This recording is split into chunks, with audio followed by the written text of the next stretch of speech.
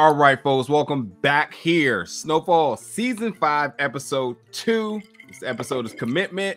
Hopefully you done checked out our first review. As I said in our first review that you know by now, when Snowfall has its premiere, its season premiere, they always release 2 episodes. So we do have a review for Episode 1. And you should check that out before you check out our review for Episode 2.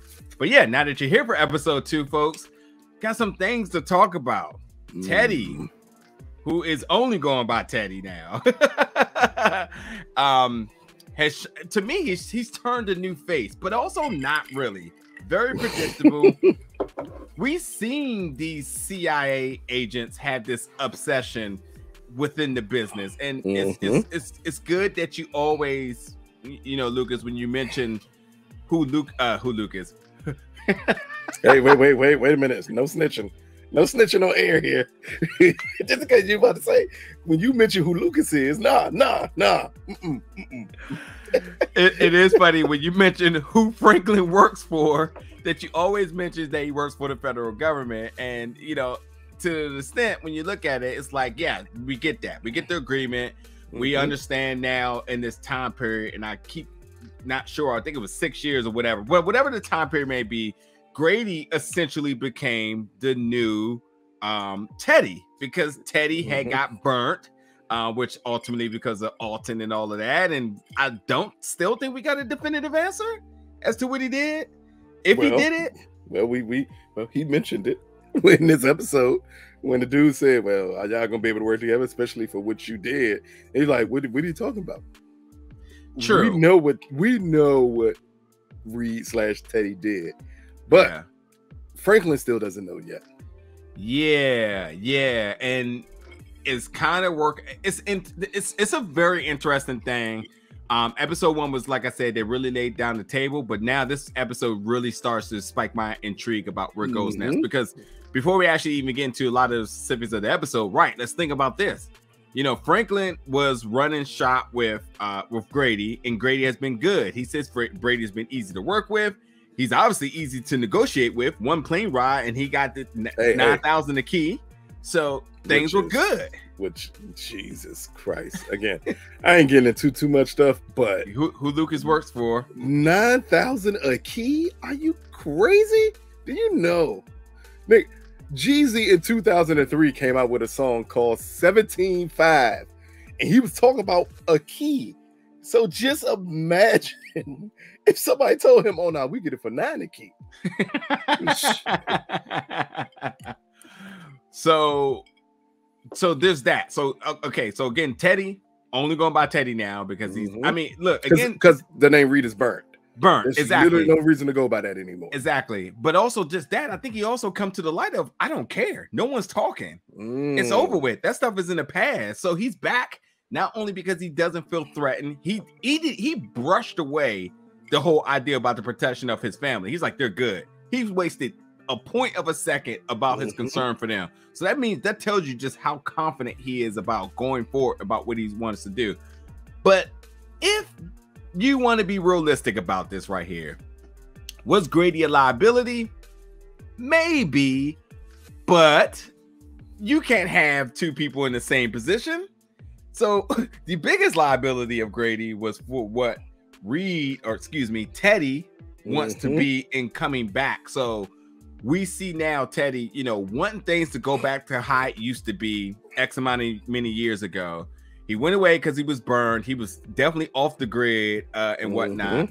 You know, he obviously went to Cuba because he had to get rid of Alton. And again, I think, I don't know if they truly confirmed it, but I think we're going to know eventually, because, well, Franklin keeps trying to call his mom. He said he had talked to her, but he said the connection's getting worse.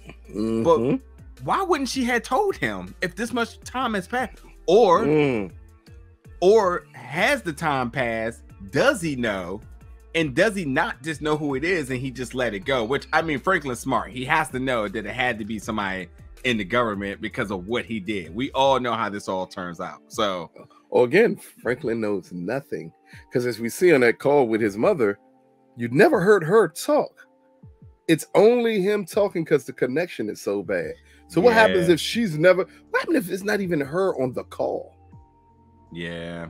and he's making these conversations. Like, that would be insane. Is that he's wanting that much of a relationship with her that he's willing to fight through the point that it may not even be her on the call just to get it out.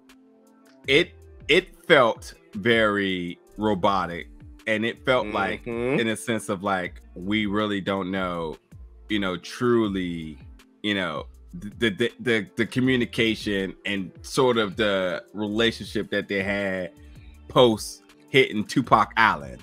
So exactly, it's a lot of story, and it's a lot of curiosity, it's a lot of intrigue going forward about where does Franklin stand with his mother. He's very happy and excited to let his mom know, like, hey, we're having a baby. He's very excited for that because he knows like she's going to be really enlightened about this. Or he thinks this can help bring her back. That. I was just getting to that. Just getting to that. And then on the flip side, like I said, Teddy, he comes back and he's already shaking shop. He says, look, I understand. Well, better yet, let me not even paraphrase in the way that he didn't say it. He said, oh, I heard. Yeah, I hear you about that 9 and key. Nah, we're just going to keep it at 10. We're going to keep, what he did, and that whole, even though we're skipping all the way to the end, but that whole conversation between him and Franklin was putting a structure back in place. Because what's left out is when Grady was there, Franklin controlled everything. Grady literally was just there. It's always easier to work with someone when they do whatever you tell them to do. And Grady with Franklin did whatever Franklin told him to do. So that was Teddy's end by letting their bosses know, like, he's clearly compromised. Like, he's in business with Franklin. He's sleeping with someone who's in Franklin's crew. Like, at this point, he's Black Diamond. Like, hey, well, I don't blame him. But what he's basically saying is that he's too compromised at this point. And you're stealing 7 figures. Like, that is, it was, and I think that's Franklin's biggest fear, as we see at the end of this episode. The look on his face was, shit. Yeah, I got caught. Yeah, I'm not prepared for business to go back to usual because I had it so sweet. Yeah, I think that's also the reason why, everybody's so happy because why wouldn't you be? Yeah, Grady lets you do everything. True. And we do, and Grady does coke with you at parties. Yeah, exactly. Exactly. All the cars. And we forgot to talk about the meter guy coming through. I mean, obviously we knew something was up with him, but I figured we would find out this episode. But it was very clear he was fed. Not only that, it was very clear it was Teddy. He looked just like him. Like, I didn't bring him up because I figured that would be something they bring up in episode 2. It was clear as day who that was. But also, you got to pay attention. Grady never met him. Wait, is that why he said this time you show up without the wig? Yeah. Oh, wait, you didn't pick up that was Teddy? I did not pick.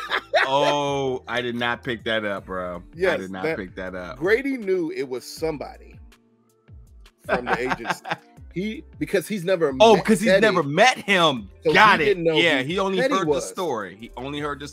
And essentially, that's the position he backfilled. He was kind of like, oh, cool. And that's interesting that we should talk about, like, how the government's like, cool, person's compromised, get him off the grid. We'll keep in contact when we need him. But yeah, next person up. Anybody can fill these shoes. But this is why the first part of this episode where we essentially get Teddy staking his claim about, I know the territories. I know the jungle. I've been down here. I see where things have came from. I got connections. I see where things are migrating towards. So essentially he's saying what we said in the first episode. He said, look, I get it. Grady's cool and all, but that Columbia operation is going downhill. Hey, when Avi says, I bribed the Revolutionary Guard and it did nothing. Like, for people that don't know, the Revolutionary Guard is a force of kind of like the military in Iran, which is important because that's what Contra comes into play, which is important because that literally is the entire reason they're supposed to be selling drugs here, is the Oliver North Contra. Look it up. But that's why they're doing it. So when he says the money's not funneling down there, that means you're stealing if it's not coming down there. And because that threatens that operation, he used that to get rid of Grady. Yeah. So, I mean, Teddy made a claim as to why he should be the person, and it makes sense. But yeah, like I said, he had to get back to LA because not only did he want to be reinserted into the business, but also too because I think there's a level of obsession that he misses with it. Oh, and definitely. Super lucrative, obviously, but like it is what it is. But we got pay attention to one important thing. We never heard Teddy ever taking money. Yeah. Teddy takes his government check. No matter how much money is funneled through him, he only takes that government check and spends it. He's never dabbled in to the rest of the money. And that's what Grady brings up. Like, are you the only one not on the take? Like, you're one of those guys. Which is weird because it's all illegal money. They literally can do nothing to you. That's why when Teddy met with Grady, he said, you could keep whatever money you took. You could keep the cars. Like, we can do nothing about any of that anyway. Yeah. Very true. Get out this house. Keep your cars. Be gone. Oh yeah, and then we're gonna have to talk later on that point that Franklin bought him that house because that's highly important. That again shows his control. Franklin ain't stupid. He understood he was dealing with an idiot, and he treated an idiot like an idiot. Oh man. So where do we go with this episode? I mean, that was pretty much the beef of everything, the premise of everything that's happening in this episode. But I guess we could go talk about a little bit about Leon and Franklin here. And well, Leon, he loved the kid. Just the business. We get into the whole the downtown business idea that they brought up from him going to Louie and his own, and basically also asking them to put their entire savings into this business. And then him going to Leon, and Leon like, I want no parts of it, even though Leon's perception of not wanting to be in it made absolutely no sense for a businessman. But it also brought up to V, because that's what we're calling her now, her thing about you can get it fast and quick and right with me, because it's kind of showing he can't get it with his family. Because they're all a little worried of, well, what happens if we get involved and we lose money? Because the weird part is Franklin has the money on his own to do this. He doesn't need them, but he wants to involve them in it to help them turn clean. So the question is to you and audience is, what happens when you want to change your business model and no one else wants to go along with it? Because that's what's going on here. I don't even know if there's an answer to this one. It's almost like one of those. Well, we're gonna have to wait and see. I mean, because it's in this possibilities. I think this is probably the drama of the season is that parts are just changing. It's a Rubik's cube. You're trying to get everybody and everything to match on one side, but it just keeps shuffling. You move one and another one moves. And I think, to kind of focus on Leon a little bit, I felt in that sense that his heart may not have been in it the first episode. The second episode, I'm totally like, all right, he's getting back into, supporting the kids. And, obviously the drugs are still there. But even when Wanda comes back, who has got this glow up, this miraculous grow up all of a sudden, I was just about to call Karen on her sex line, but she got fired. So now she out here looking for a job again. But Leon's like, look, you're not getting back into it. It's way too much temptation. It was already hard enough for you to do it. You did it. And then she's already said, well, even though I did it, it's hard to sustain, So he's like, I'm going to try to figure out other options. So we got her, who is his biggest convincing factor. Whatever she does and whatever she wants to do ultimately leads Leon into a direction. So the fact that she's looking for money, the fact that there's always opportunities with Franklin, this is how I see that going. Leon saying, nah, and then Wanda's like, but we could actually do this legit way and all this other stuff. Which could be his way out, which would make sense, and his way to help Wanda. Yeah. That's what I'm thinking is how it can all make sense. But the issue again is same thing with Leon is, as you have brilliantly brought up in 2 episodes, he clearly wants nothing to do with the drug gang. He wants to be Tunchi Williams after he went to jail, and he wants to set right the community because he's trying to make up for everything he did. Granted, he understands the structure, he understands what needs to be done, but he's trying his best to be a good person now. Yeah. And it's kind of that conflict where you being a good person is tying into you doing things horrible to your community. but him trying to make up for it by taking the kids out for trips and things of that nature. This is what drug dealers used to. For people that don't know, drug dealers used to do this all the time in the 80s and 90s. If you wanted something to happen good in your community, find whoever is the key drug dealer and get them to do it. They'll gladly do it, and then flood the community with drugs right behind it. Yeah, to me, I just think that, again, we see it, and then obviously because this story is very, it has source material, should we say? Yes. So we know a lot about the interesting aspects of how things are happening. But I also think if you didn't know anything, you can say that Leon really has had a lot in front of him to really twist and turn his mind to not really just be the typical dope boy on a corner. I mean, and I also think too, the whole thing with Whiteboard Rob being killed, that, and he mentioned how hard it must have been for him, and he's kind of like, yeah, but also he realized like, in a sense, we close like that, and well, I'm closer, but like, it's a lot of reason for you to say, I just don't want to, I want to be hands off on this and just be cool, Well, welcome to what I thought was the number one issue he had with him killing Rob, is when he said, you could have saved him. And Franklin said, you didn't see him. There was no coming back from that. And for Leon said, it must have been hard for you. And then he looks at Franklin. The look is, if you can kill someone who are that close to you, I know you wouldn't hesitate to do it to me also. Hands down. So, and that's the sense I got with it, and I figured that was going to come about. And I think that I think everybody's questioning it, and I think it has a lot to say with what you said last episode, that this isn't typically what Franklin would do. And I feel that, like, the killing, yes, but the execution of going through with plans is more or less who he always been. He's always been a person that's like, I'm gonna get it done because of the business, and that's that. But this was, I guess this was uncharted territories from him, and it was a little pull, and it's that baby, man. And the baby, it was the baby. It was literally the baby. I think he was definitely battling between more conflict here, but it was the baby. I was like, you got to get this done. But I even think when Jerome, when he looked at his like nephew and he shook his head, I was just like, oh man. He said, damn, nephew. Like that lets you know, like, he's even like, I can't believe you did that. But Franklin is staunch on, he was risking the business. In turn, you're risking my livelihood. In turn, you're risking my freedom. In turn, you're risking everything with my child. And I can't have that happen right now.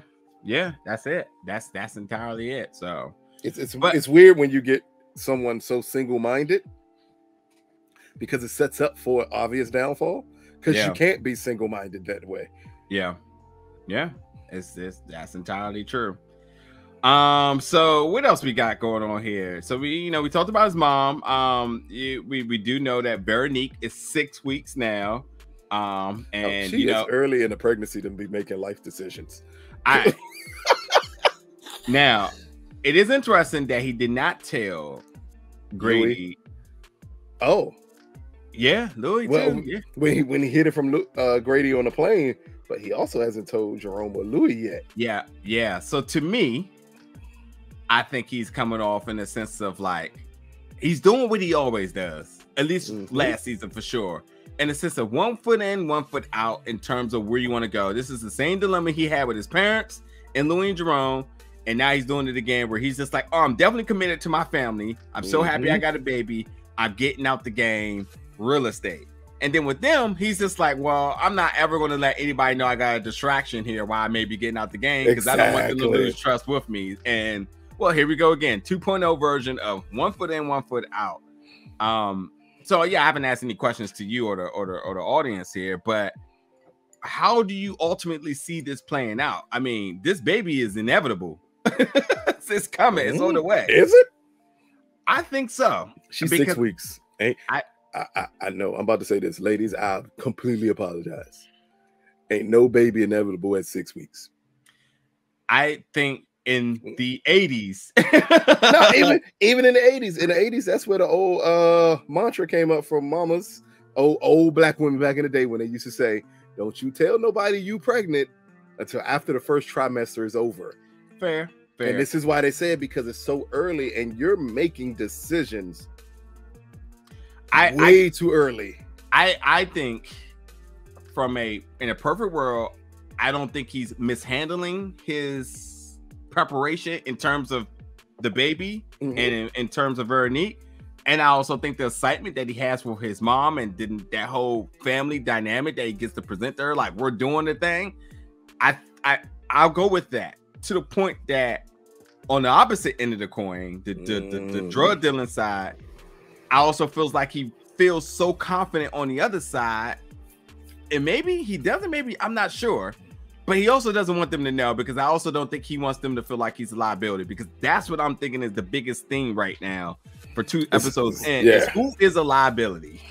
Well, everything has to be kept tight, as he said. Everything. And Teddy just came back and took his escape route away. Yeah. Because Grady would have been all for it, because Grady didn't care. Grady would have been all for it. Like, hey, we getting out the game? Cool. We got these business dealings and all this other stuff.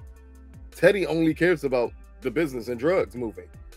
There is I think that look at the end of the episode, when you see Franklin right by the cigar box, as you see the gun was in there, he was deciding, was he going to offer him a cigar or kill him?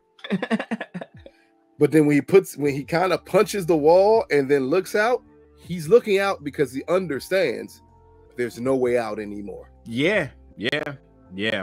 And I think also because of the time that has passed, they basically essentially like, well, no matter how much time has passed, no matter how much things have changed, things really still are the same. hey, no matter what the old saying, no matter how much things change, things remain the same. Yeah, that's where he's stuck at. He like, God damn it, I had this other brother under my thumb.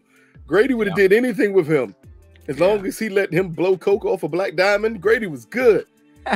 Like, I know I'm the only person who noticed that Grady at the dining room table had an ashtray full of coke. Yeah, oh, for sure. Like, for sure. Clearly he didn't give a fuck about anything in life. Yeah. If I ever walked into somebody's house and you got an ashtray full of coke in front of me, I'm leaving, because you don't care. You no longer care about your own life or mine. Because who has an ashtray full of coke? Never seen it before. But I will say, I ain't going to even take his side or anything, but there was definitely levels to this, because while he is a liability for his drug use, well, then there was still Whiteboard Rob, who was the clearest definition of liability. So, functional and non-functional, either way, they said you can't get high on the supply, you got to go. So I am going to throw a little bit of a wild card here. So we know that Grady was getting it from Columbia, and he was getting it for a price that he said, fine, $9,000, I can do it. And I don't think he thought twice about how that may affect things. I also, as we mentioned about the southern borders now, and just in case you haven't picked it up now by the second review, folks, the Guadalajara cartel is in full-blown effect. And this is, the early pre-El Chapo days, just in case that's the only name just in case, No, a lot of people, that's it. That's all they know. Yeah, that's it.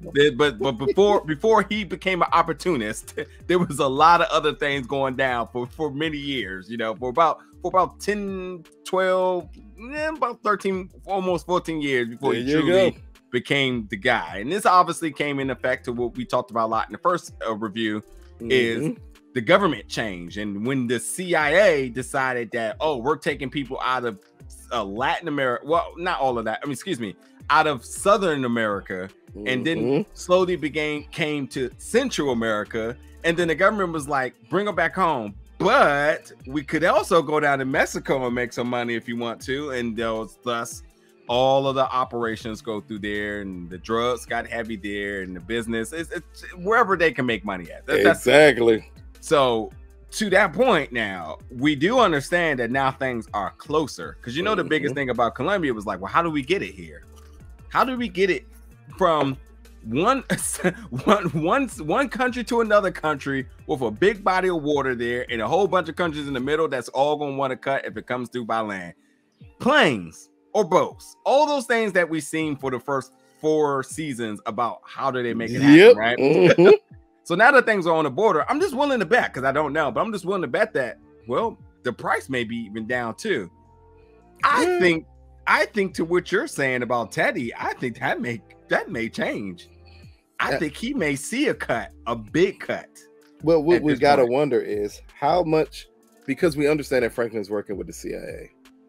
At this time in real life, it was also someone else. It may have been earlier than this that was working with the CIA. Barry Seal. If you ever seen the movie American Made with Tom Cruise, Barry Seal was someone who was flying in cocaine for the U.S. Yeah. Okay. Yeah. So just another name because he wasn't the only person. Yeah, he wasn't. He was one of the biggest traffickers of cocaine at the time. Okay. But what we have here is what's his name? Barry Seal. But yeah, this wasn't the guy that was doing it when Frank Lucas was getting a U.S. government person to fly back and forth. No, I think Barry was after that. Barry was with country, like all of this Iran when the weapons came into play.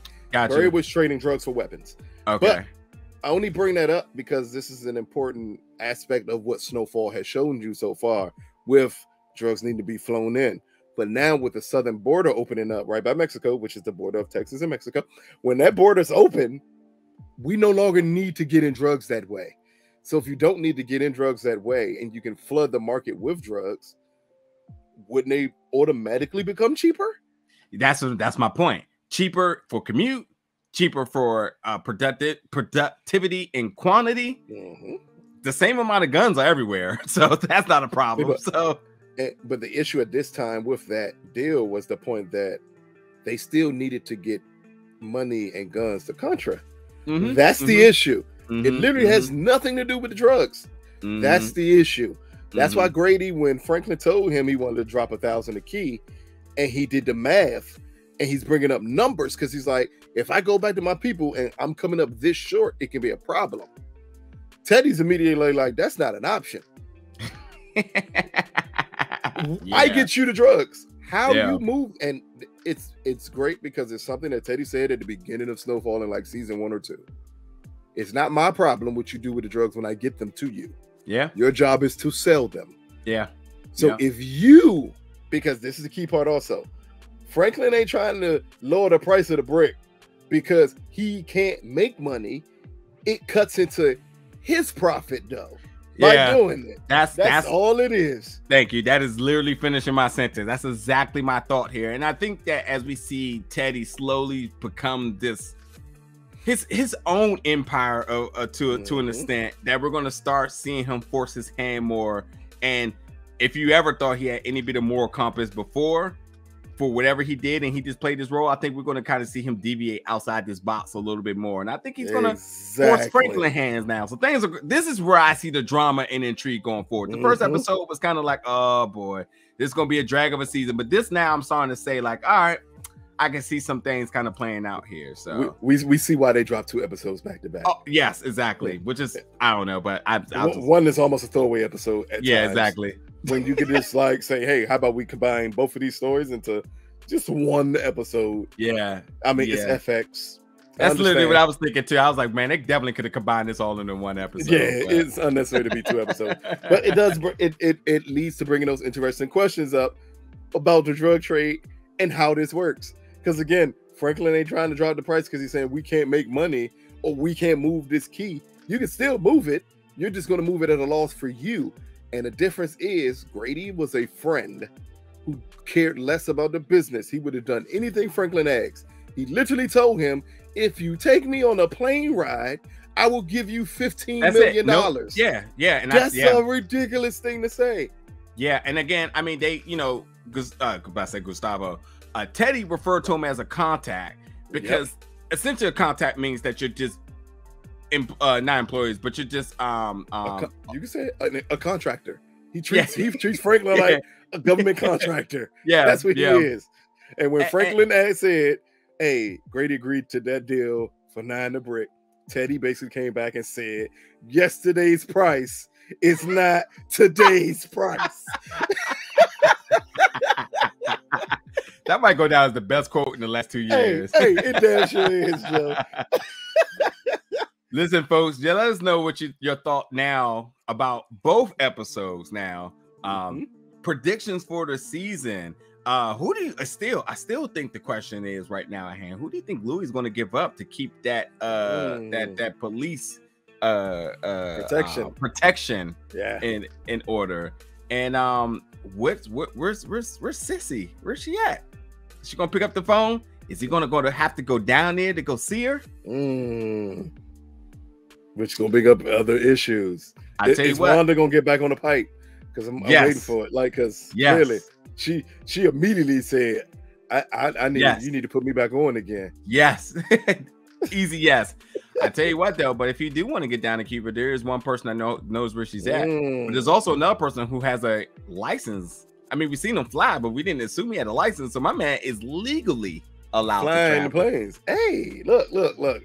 They've left some doors open for a very interesting rest of this season to see where Snowfall goes. One thing Snowfall is great at is it always builds as the season goes on. Yeah. It's not the immediate impact that you would get from like a Power or anything of that nature. Snowfall is a builder, and we see it building, and now we just wondering now where are we headed to for the rest of this season. Yeah. Let us know in the comments, folks, all your thoughts. 2 episodes and you can certainly have reassurance here right from my mouth that we'll be here each and every week at the conclusion of each episode for your official recap of Snowfall. Thank you for tuning in, Nigerian Lucas, and we are out.